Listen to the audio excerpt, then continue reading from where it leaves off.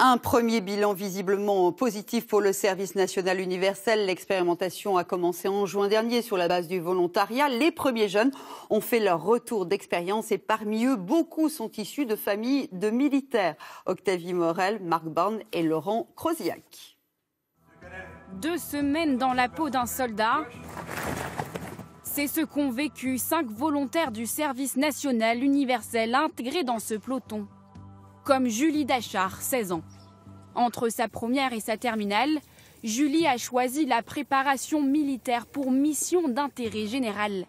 Elle qui, depuis toute petite, veut servir son pays. Comme un tiers des volontaires, Julie vient d'une famille de militaires.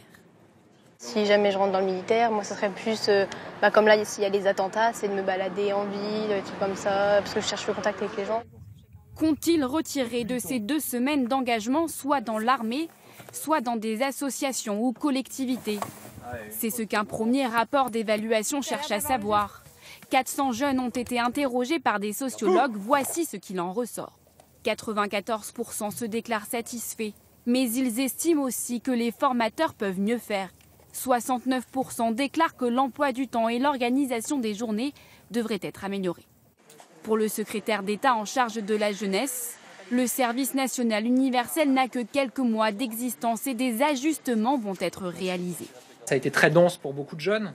Peut-être qu'il faut mieux séquencer les choses, qu'il faut mieux articuler entre les moments physiques et les moments qui le sont moins.